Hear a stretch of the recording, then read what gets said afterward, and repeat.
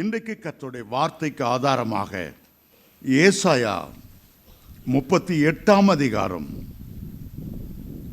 1 முதல் 5 வசனங்கள். பழைய ஏற்பாட்டிலே 842 பக்கத்தில் இருக்கிறது. ஏசாயா 38 1 முதல். அந்நாட்களில் எசேக்கியா வியாதிப்பட்டு மரணத்துக்கு ஏதுவாயிருந்தார். அப்பொழுது ஆமோஸின் குமாரனாகிய ஏசாயா என்னும் தீர்க்கதரிசி அவனிடத்தில் வந்து அவனை நோக்கி, நீரும் அது வீட்டு காரியத்தை ஒழுங்குபடுத்தும், நீர் பிழைக்க மாட்டீர், மரித்து போவீர் என்று கர்த்தர் சொல்லுகிறார் என்றார். அப்பொழுது எசேக்கியா தன் முகத்தை சுவர் பக்கமாய் திருப்பிக் கொண்டு கர்த்தரை நோக்கி, கர்த்தாவே, நான் உமக்கு முன்பாக உண்மையும் மன உத்தமமாய் நடந்து உமது பார்வைக்கு நலமானதை செய்தேன் என்று நினைத்தருளும் என்று விண்ணப்பம் பண்ணினான். எசேக்கியா மிகவும் அழுதான். அப்பொழுது ஏசாயாவுக்கு உண்டான கர்த்தருடைய வார்த்தையாவது, நீ போய் எசேக்கியாவை நோக்கி, உன் தகப்பனாகிய தாவீதின் தேவனாயிருக்கிற கர்த்தர் சொல்லுகிறது என்னவென்றால், உன்னுடைய விண்ணப்பத்தை கேட்டேன், உன்னுடைய கண்ணீரை கண்டேன். இதோ நாட்களோட 15 வருஷம் கூட்டுவேன். நான் உன்னையும் இந்த நகரத்தையும் அசீரியா ராஜாவின் கைக்கு தப்புவித்து இந்த நகரத்துக்கு ஆதரவாயிருப்பேன். எசேக்கியா ராஜாவை குறித்து இந்த வேத வசனத்தில் வாசிக்கிறோம். எசேக்கியேல் தீர்க்கதரிசி உண்டு, எசேக்கியா ராஜா உண்டு. நாம் அதை குழப்பி விடக்கூடாது. அநேகர் எசேக்கியா வருகிற இடத்துல எசேக்கியேல் என்று வாசிப்பார்கள், எசேக்கியேல் என்று வருகிற இடத்துல எசேக்கியா என்று வாசிப்பார்கள். இஸ்ரவேல் தேசத்தில் ஒரு அருமையான ராஜா, தாவீதுக்கு அடுத்தபடி ஆண்டவரை நேசித்த ஒரு ராஜா, விக்கிரகங்களை இஸ்ரவேல் தேசத்தை விட்டு அப்புறப்படுத்தின ஒரு ராஜா.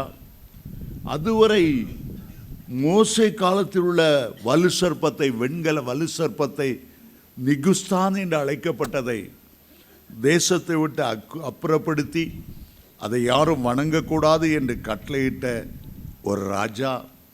பல சீர்திருத்தங்களை இஸ்ரவேலிலே கொண்டு வந்து கர்த்தருக்கு ஆராதனை செய்வதை முக்கியப்படுத்தின ஒரு ராஜா.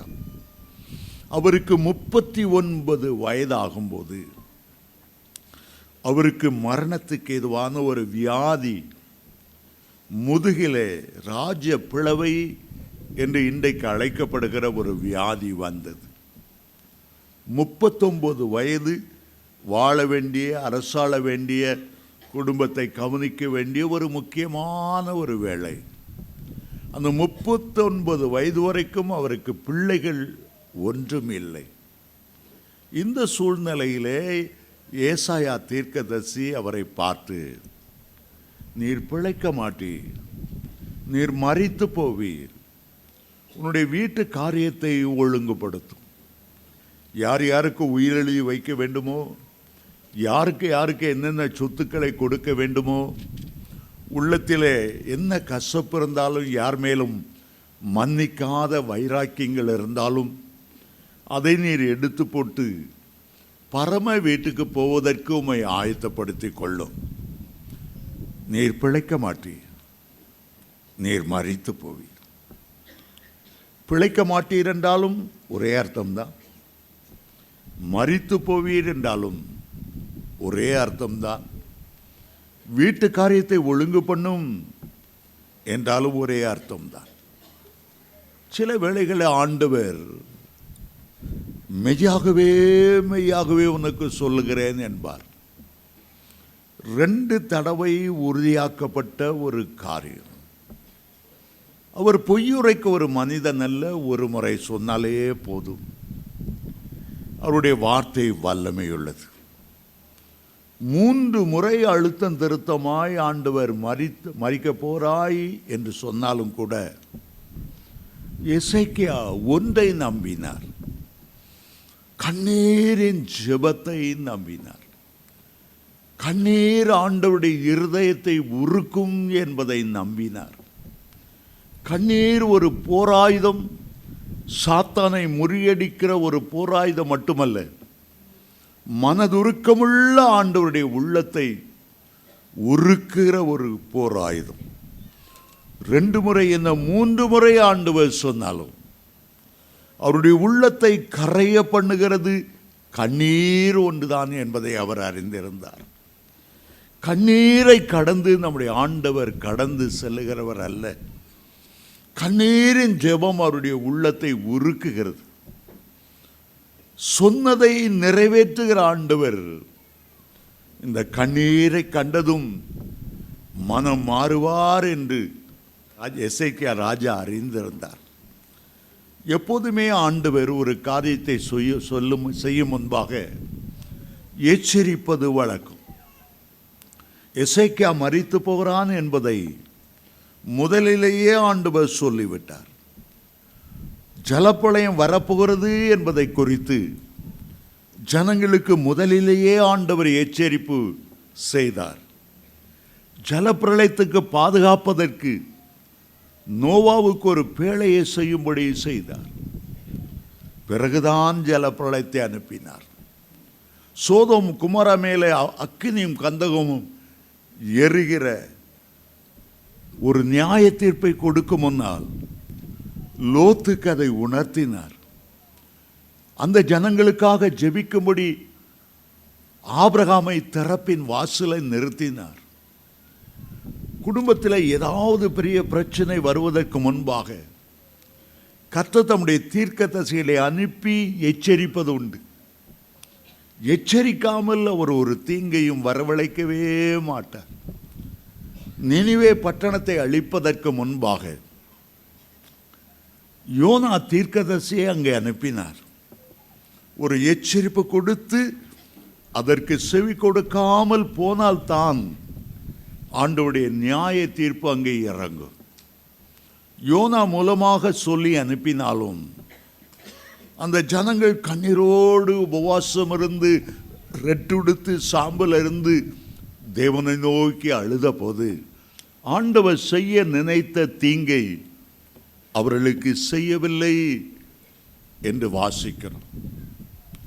இப்போது 3 முறை உறுதியாகப்பட்ட வார்த்தைகள் எசேக்கியா ராஜாவுக்கு வந்த போதிலும் அவர் முதலாவது ஜெபித்தது கண்ணீரோடு ஒரு விண்ணப்பம், நொறுங்குண்ட ஒரு ஆவியோடு ஒரு கதறுதல்.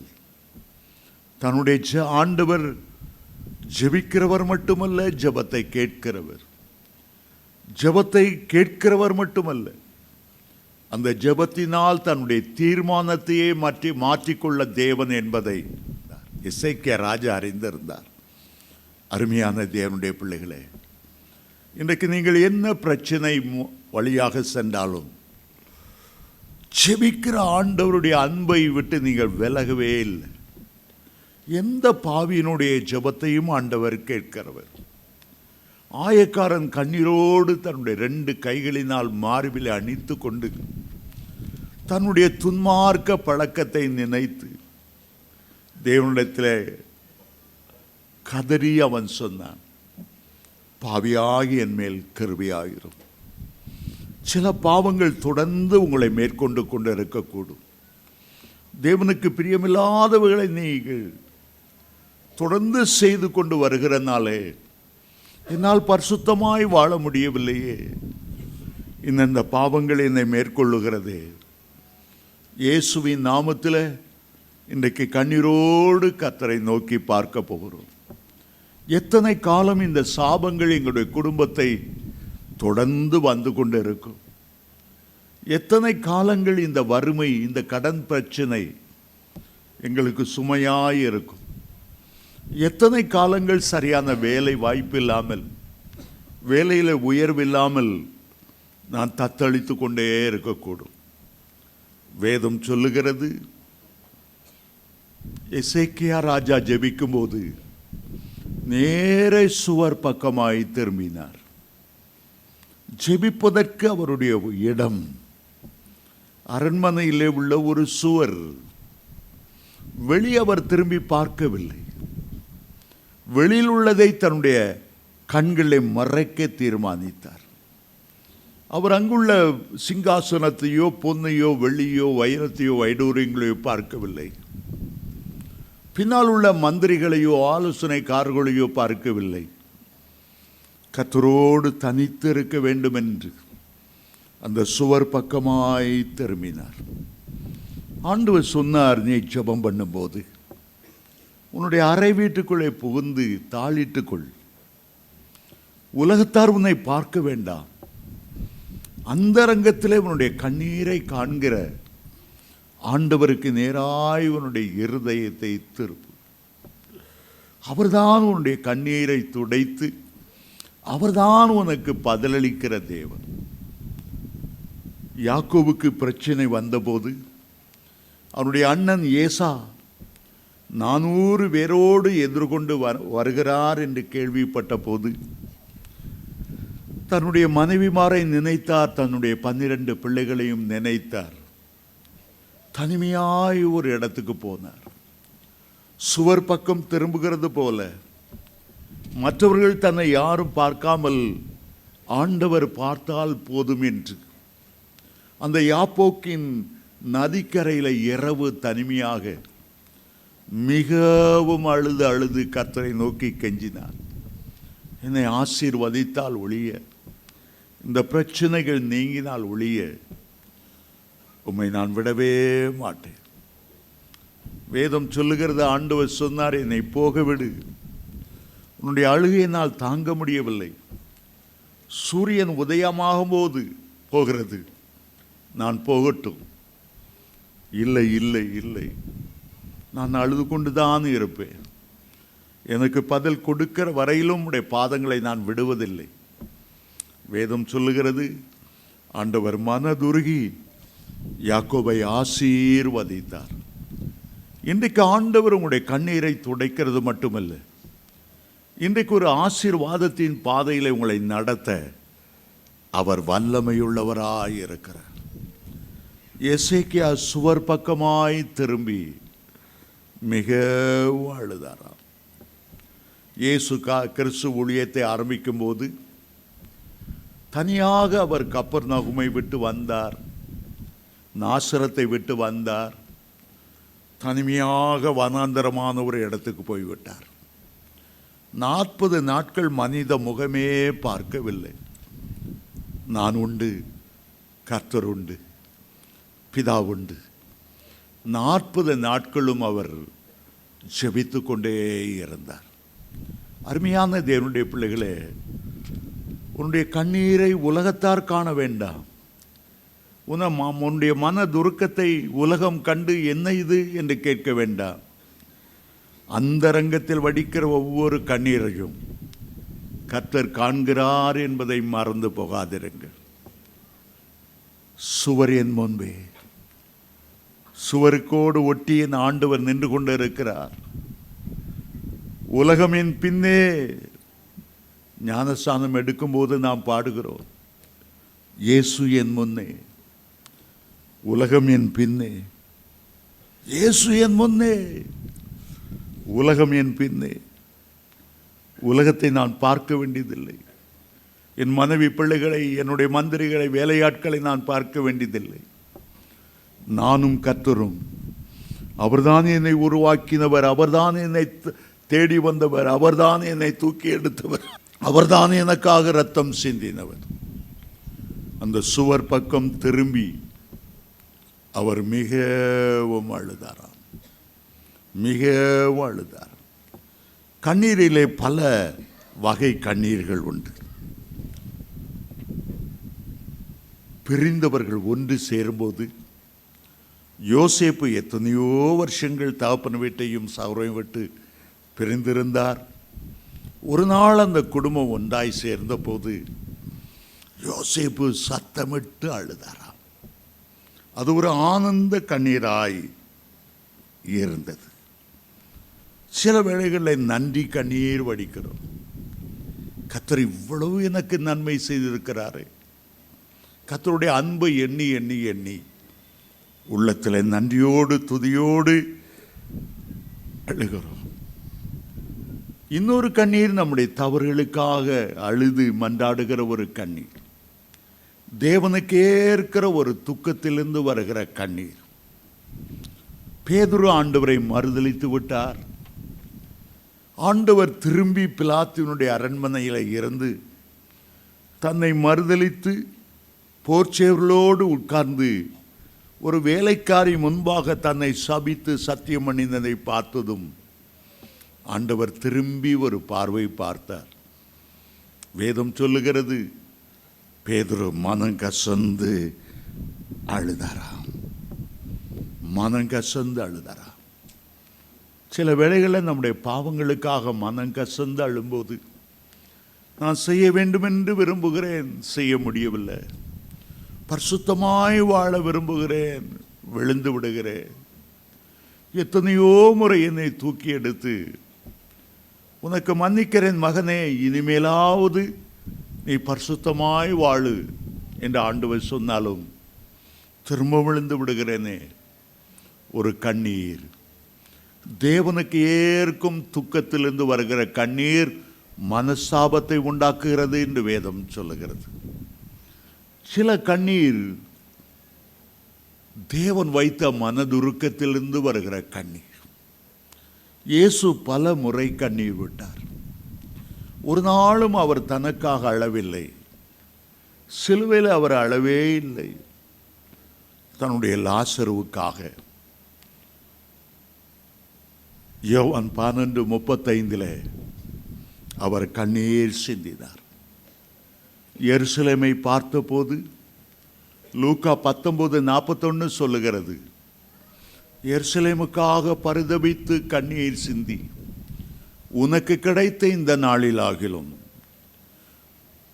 உன்னுடைய சமாதானத்துக்கு ஏற்றவைகளை அறிந்திருந்தாயானால் நலமாய் இருக்குமே. அழுதார். ஆண்டவர் அழுதார். பிதாவாகிய தேவன் அழுததில்லை, தேவ தூதர்கள் அழுததில்லை.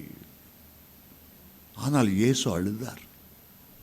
அழுகிறவர்களோடு அழுங்கள் என்று ரோமர் 12:12 வாசிக்கிறோம். மார்த்தாள் மரியாள் அழும்போது ஆண்டவரால் தன்னுடைய கண்ணீரை அடக்கவே முடியவில்லை. எபிரேயர் 5:7 சொல்லுகிறது, அவர் மாம்சத்திலிருந்த நாட்களில் மரணத்திலிருந்து விடுவிக்க வல்லவரை நோக்கி பலத்த சத்தத்தோடும் கண்ணீரோடும் ஜெபித்தார் என்று சொல்லுகிறது. உங்களுடைய கண்களிலே கண்ணீர் வரும்போது உங்களுடைய எல்லா நெருக்கங்களிலும் நெருக்கப்படுகிறவர் அவர் இயேசு. உன்னுடைய எல்லா பிரச்சனைகளையும் அறிந்திருக்கிறவர் இயேசு. ஆகவே என்ன மனவேதனை உங்களை தாக்கினாலும் தேவ சமூகத்துக்கு கொண்டு போய் அவரிடத்தில் அழுங்கள். மனுஷனிடத்தில் அழாதிருங்கள். மனுஷனிடத்தில் உங்களுடைய மனவேதனை கொட்டாதிருங்கள்.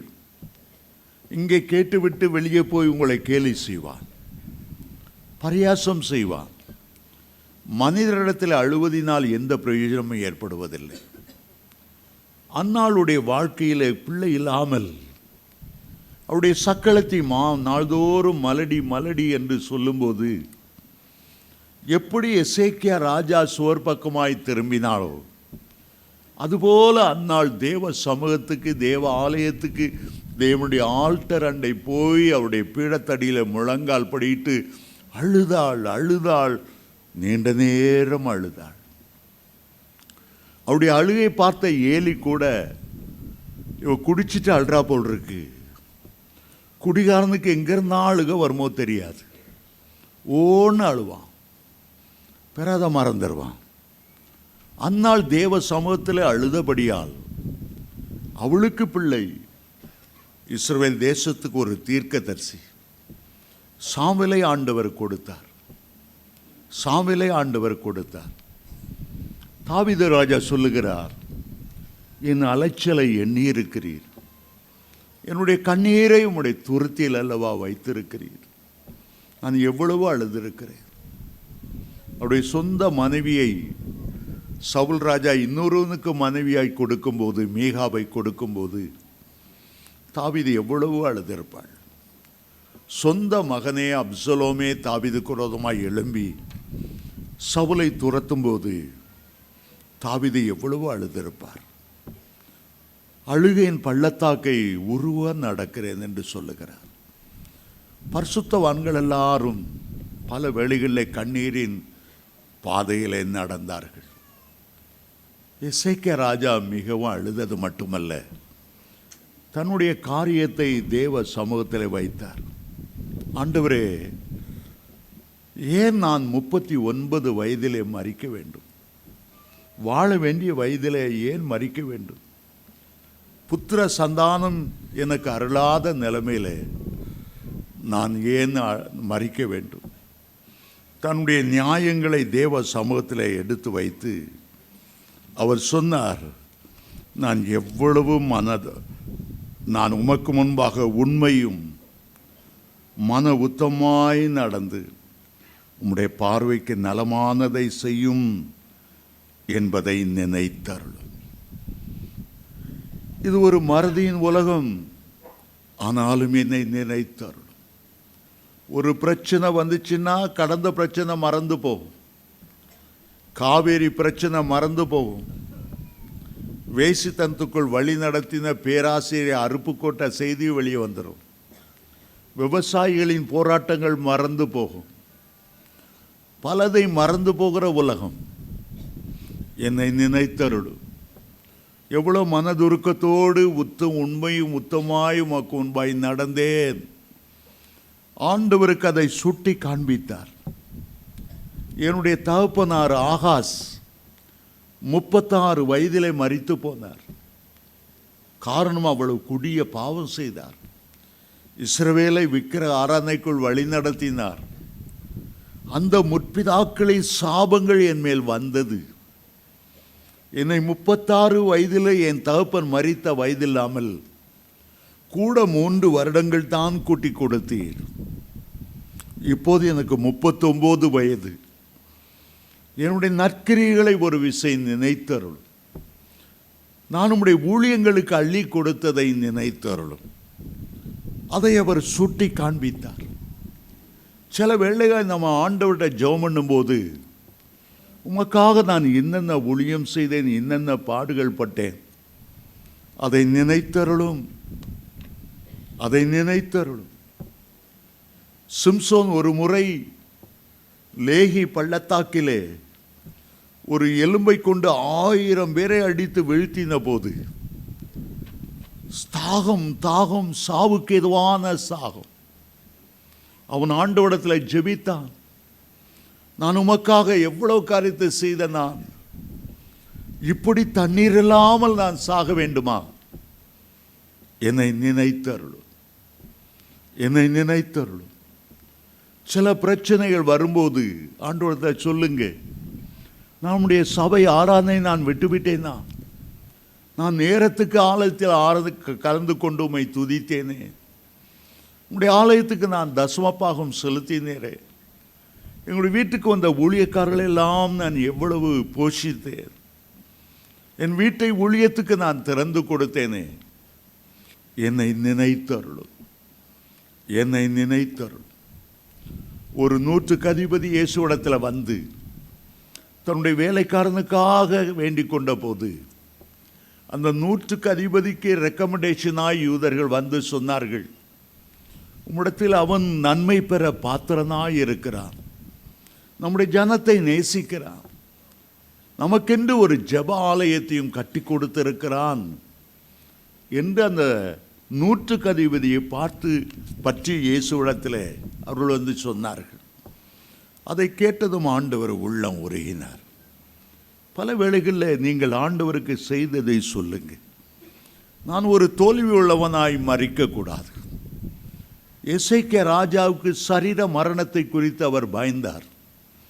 ஆனால் சரீர மரணத்தை பார்க்கிலும் கொடிய மரணம் உங்களுடைய ஆத்துமாவில் உள்ள ஒரு மரணம். உங்களுடைய ஆத்துமா உங்களுக்குள் செத்து கிடக்கும் என்றால் லாசருவுக்காக கண்ணீர் சிந்த ஆண்டவர் உங்களுடைய ஆத்துமாவுக்காக கண்ணீர் சிந்தாமல் இருப்பாரோ? இன்றைக்கு நீங்கள் மரித்து போவீர்கள், பாவத்திலே மரித்து போவீர்கள் என்றால் பாவத்தின் சம்பளம் மரணம். பாவம் செய்கிற ஆத்துமா சாகவே சாகும் என்று ரோமர் 6:3 எசேக்கியேல் 18:20 சொல்லப்பட்டபடி ஐயோ அது பாதாளத்துக்குள் அல்லவா இறங்கும். மிகவும் கண்ணீர் நிறைந்த ஒரு இடம் அது, அக்கினியும் கந்தகமும் எரிகிற கடல். இயேசு சொன்னார், அந்த இடத்திலே புழு சாகாமலும் அக்கினி அவியாமலும் அது அழுகையும் பற்கடிப்பும் உள்ள ஒரு இடம். பூமியில் நம்முடைய பாவங்களை அறிக்கையிடும் போது ஆண்டவர் மன்னிக்க ஆயத்தமாக இருக்கிறார். ஆனால் அழுகையும் பற்கடிப்பும் நிறைந்த பாதாளத்துக்குள் இறங்கும் போது அதைவிட வேதனையானது ஒன்றுமில்லை. இன்றைக்கு ஆண்டவர் உங்களுடைய முகத்தை பார்க்கிறார். ஒவ்வொரு மேலும் மரணம் என்று எழுதப்பட்டிருக்கிறது. ஒரே தரம் மரிப்பதும் பின்பு நியாய தீர்ப்பு அடைவதும் மனுஷருக்கு நியமிக்கப்பட்டிருக்கிறது. ஒவ்வொரு மேலும் மரணம் இருக்கிறது. எப்பொழுது மரிப்போம் என்று தெரியாது. ஆண்டவர் நம்முடைய சரீர மரணத்தை பார்க்கிலும் நம்முடைய ஆத்துமா மரணத்தின் மேல்தான் ரொம்ப அக்கறை உள்ளவராக இருக்கிறார். மனுஷன் முகத்தை பார்த்து விட்டு போய்விடுவான். கர்த்தரோ உன் இருதயத்தை பார்க்கிறவர், உன் ஆத்துமாவை பார்க்கிறவர். உன்னுடைய ஆத்துமா உன்னிலே வாழ்கிறதா மரித்து கிடக்கிறதா அதை பார்க்கிறார். சர்தை சபையை பார்த்தார்.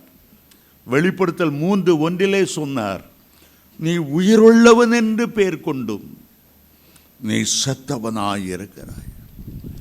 வெளிக்கு நீ உயிருள்ளவன் என்று பெயர் கொண்டு இருக்கிறாய், உனக்குள்ளே நீ செத்து கிடக்கிறாய். எசேக்கியா சாக போகிறான் என்று அறிந்த உடனே எவ்வளவு அழுதான். நம்முடைய நித்திய மரணத்தை குறித்து நாம் எவ்வளவு ஜாக்கிரதையாய், தேவனுக்கேற்ற மரணம் மனசாபத்தை, மனம் திரும்புதலை உண்டாக்குகிறது. கண்ணீரோடு கத்தரண்டை திரும்புகிற ஒரு நேரம். ஒரு விஷயத்தை பார்ப்பதற்கு ஒரு பெரிய டாக்டரும் அவருடைய மனைவியும் வந்தார்கள். அந்த டாக்டர் அழுதார், என் மனைவிக்கு கேன்சர் ஐயா, என் மனைவிக்கு தயவு செய்து ஜெபம் பண்ணுங்க. டாக்டர் அழுதாரை தவிர டாக்டர் மனைவி அழுத மாதிரி தெரியவில்லை. ரொம்ப வேதனைப்பட்டு என்னிடத்தில் சொன்னபோது நான் அந்த டாக்டர் அம்மாவை பார்த்து கேட்டேன், இதுவரை கர்த்தர் உங்களை ஆசீர்வதித்திருக்கிறார், பெரிய வீடு வைத்து கர்த்தர் கொடுத்திருக்கிறார். ஆண்டவருக்காக நீங்கள் என்ன செய்தீர்கள்? உங்களுடைய வீட்டிலே ஜெபக்கூட்டம் நடத்தினீர்களா? ஏதாவது ஒரு செல் குரூப் ஆரம்பித்தீர்களா? அவர்களுக்கு 2 அழகான பையன்கள். வீட்டிலே பெரிய நாய், 2-3 நாய். செல்வமும் சிறப்பும் சீரும் ஆண்டவர் கொடுத்தார். நான் ஆண்டவருக்காக நீங்கள் என்ன செய்தீர்கள்? எந்த சர்ச்சு போகிறீங்கன்னு கேட்டேன். சிஎஸ்ஐக்கு அந்த கரெக்டாக அந்த டைமுக்கு போயிட்டு வந்துடுவோம். சிஎஸ்ஐயில் கூட ஒரு சண்டே கிளாஸ் எடுக்கிறதோ, சிஎஸ்ஐயில் கூட நாங்கள் ஒரு ஊழியமும் செய்கிறதில்லை. அவள் சொல்வதெல்லாம் பார்த்தால் கர்த்தர் அவ்வளவு நேசித்திருந்தாலும் ஆசீர்வதித்திருந்தாலும் சுயநலமாகவே வாழ்ந்தார்கள் என்பதை தெளிவாக தெரிந்து கொள்ள முடிந்தது. அவளை பார்த்து சொன்னேன், உங்களுக்காக நான் கதறி பாரத்தோடு நான் ஜெபிப்பதற்கு முன்பாக ஒரு தீர்மானம் பண்ணுங்க. இந்த கேன்சர் இருந்து கர்த்தர் எனக்கு சுகம் கொடுத்தால் கிராமங்களிலே ஆலயம் கட்டி கொடுப்பேன். நாங்கள் போகிற அது சிஎஸ்ஐ சர்ச்சாக இருந்தாலும் வாரத்துக்கு 100 வேதாகமம் வாங்கி அங்கே கொடுப்பேன். கிராம ஊழியக்காரர்களை நான் தாங்குவேன், பொருளால் உதவியால் தாங்குவேன். தேவ சமூகத்தில் அமர்ந்து என்ன விதத்தில் கர்த்தருக்கு நன்மை செய்ய முடியுமோ அதை செய்வேன் என்று பொருத்தனை செய்யுங்க. இதுவரை ஒன்றும் செய்யலை. ஆகவே உங்களை குணமாக்க வேண்டுமென்று ஆண்டவரத்தில் கேட்பதற்கு மன்றாடுவதற்கு ஒன்றுமில்லை. சரி, இனிமேலாவது நான் செய்வேன் என்று பொருத்தனை செய்கிறதை சொல்லுங்க. அதை ஆண்டவருக்கு ஞாபகப்படுத்தி நிச்சயமாய் உங்களுக்கு செய்யும்படி நான் மன்றாடுகிறேன். அந்த அம்மா அமைதியாக இருந்தாங்க. அப்படி ஒன்று நான் பொருத்தனை செய்ய வேண்டிய அவசியம் இல்லை. அவருடைய கணவனார் டாக்டராக சொல்லுங்கிற ஐயம்மா 2-3 தீர்மானம் சொல்லு, அவர் உனக்காக ஜெபம் பண்ணட்டும். கடைசி வர நானும் எவ்வளோ கேட்டு பார்த்தாலும் ஒரு காரியம் ஆண்டவருக்காக செய்வேன் என்று சொல்லுவதற்கு அவர்களுக்கு வாய் வரவே இல்லை. கணவன் சொல்லி பார்க்கிறார், சொல்லவே இல்லை. உங்களை ஆண்டவர் குணமாக்க வேண்டும் என்ற அவசியமே இல்லை. உங்களுக்கு காண்பித்த கிருபையை வேறொருவனுக்கு காண்பித்தால் அவன் நன்றி உள்ளவனாய் இருந்திருப்பானே. ஆகவே உண்மையில் நான் சொல்லுகிறேன், பாரம் எடுத்து என்னால் ஜெபிக்க முடியவில்லை. அவருடைய கணவனுக்காக கடமைக்காக ஒரு ஜெபம் செய்தேனே தவிர அந்த மழுக்காக ஜெபிக்கும்படி ஆவியானவர் எனக்கு ஒரு ஏவுதல் கொடுக்கவில்லை. பாருங்கள், எசேக்கியா ராஜா நிறைய நன்மை செய்தார். அவன் மேலே 2 காரியம் இருந்தது. பரம்பரையாய் வருகிற சாபம், தகப்பனிடத்திலிருந்து வந்த சாபம். தகப்பன் துன்மார்க்கமாய் ஜீவித்ததினாலே 36 வயதிலே மரித்து விட்டார். இவர் ஆண்டவருக்கு உண்மையை உத்தமாய் ஊழியம் செய்தனாலே 36 மரிக்காம 39 3 வருஷம் தகப்பனை விட அதிகமான வாழ்நாள் வாழுவதற்கு ஆண்டவர் கிருபை கொடுத்தார். அவருடைய செய்த நன்மையெல்லாம் 3 வருஷம்தான் கூட்டி கொடுக்க வல்லமையுள்ளதாக இருந்தது. ஆனால் அவர் அழுத போது, அவர் கண்ணீர் சிந்தின போது என்னை நினைத்தார்களும் மிகவும் அழுதாராம். இந்த காட்சியை நாம் நேரில் பார்த்தா எவ்வளோ நல்லா இருக்கும். சோர் பக்கமாக திரும்பி ஒரு ராஜா அழுகிறார் அழுகிறார் அழுகிறார் அழுகிறார். அவர் செய்த நன்மையான காரியத்தில் 3 வருஷம்தான் தகப்பனை பார்க்கிலும் அவர் கூட்டி கொடுக்கப்பட்டது. ஆனால் அந்த கண்ணீரின் ஜெபம் தேவனுடைய மனதுருக்கத்தினாலே 15 ஆண்டுகளை ஆண்டவர் அவருக்கு நீடித்து கொடுத்தாராம். உண்மையாய் நம்முடைய சுய நீதியை நம்புவதை பார்க்கலாம், கண்ணீரின் ஜெபத்தை நம்பும்போது அது எத்தனை பெரிய ஆசீர்வாதமாய் இருக்கும். ஆகவே ஆண்டவர் சொன்னார், ஏசாயா சொல்லிவிட்டு வீட்டு முற்றத்தை திரும்பி போகிறார்.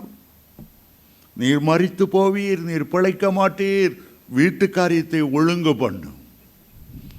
சொல்லிவிட்டு போனவர் அந்த அரண்மனையை தாண்டுவதற்கு முன்பாக அரண்மனையின் முற்றத்தை திரும்புவதை அவ்வளவு நொடியிலே கர்த்தருடைய வார்த்தை அவருக்கு வந்தது.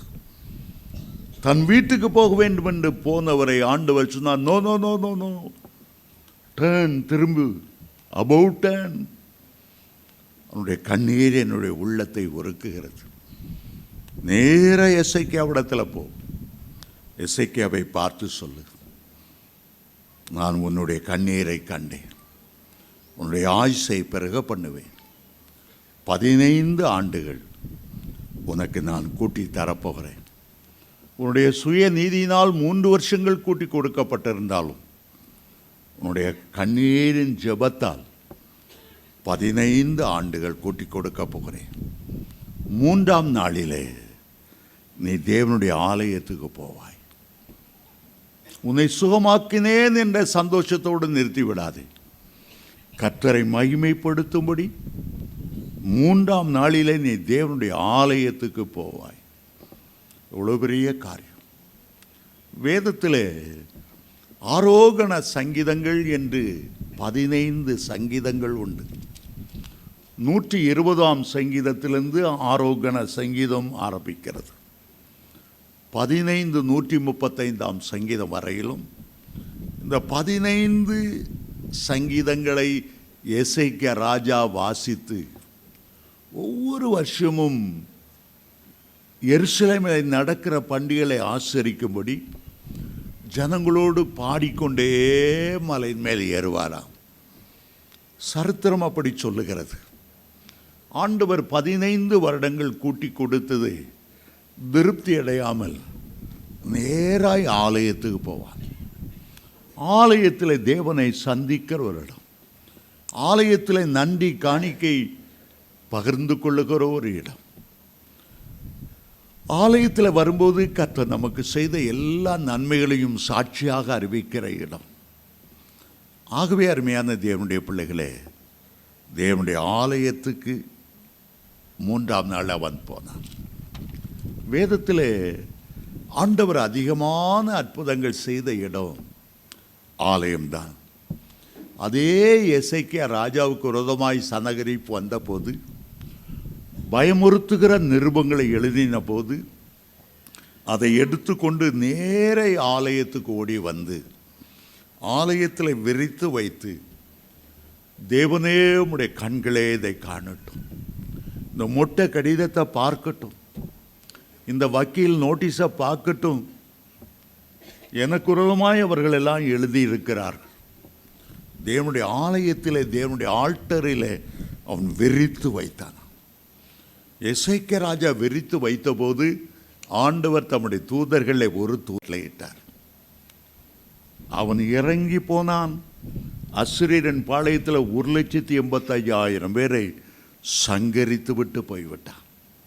தேவனுடைய ஆலயத்தில் உங்களுடைய உள்ளத்தை விரித்து வையுங்க. உங்களை வேதனைப்படுத்துகிற காரியங்களை தேவனுடைய சமூகத்துக்கு கொண்டு வாருங்கள். உங்களை சந்திக்க, உங்களுடைய தேவைகளை சந்திக்க, உங்களுடைய வாழ்க்கையின் பிரச்சனைகளை சந்திக்க, உங்களுடைய கண்ணீரை ஆனந்த கழிப்பாய் மாற்றுகிற தேவனுடைய சமூகத்துக்கு வரும்போது கர்த்தர் உங்களை ஆசீர்வதிப்பார். ஒரு நாள் ஆண்டவர் இயேசு ஆலயத்துக்கு போகும்போது அங்கே சூம்பின கையுடைய ஒரு மனிதனை பார்த்தார். கையை நீட்டு என்றார். நீட்டினார். அற்புத சோத்தை பெற்றுக்கொண்டார். ஆலயத்துக்கு போனார். 18 வருடம் கூனியாயிருந்த ஒரு பெண்ணை பார்த்தார். 18 வருஷம் கூனி. இந்த ஆலயத்துக்கு போய் நம்ம என்னத்தை கண்டோம்? மற்றவங்களாம் கூனி கூனி என்று கேலி செய்கிறார்கள். ஆலயத்துக்கு போக மாட்டேன்னு சொல்லியிருந்தா அவள் அன்றைக்கு அற்புதத்தை பெற்றுக்கொண்டு இருக்க முடியாது. அருமையான தேவனுடைய பிள்ளைகளே, ஆலயத்துக்கு நேரத்துக்கு வாருங்க. 9 மணி ஆறாந்தா ஆண்டவர் தம்முடைய தூதர்களோடு எழுந்தருளுகிற நேரம், அற்புதங்களை செய்கிற நேரம். ஒரு நாளும் ஆலயத்துக்கு பிந்தி பிந்தி பிந்தி பிந்தி பிந்தி வராது.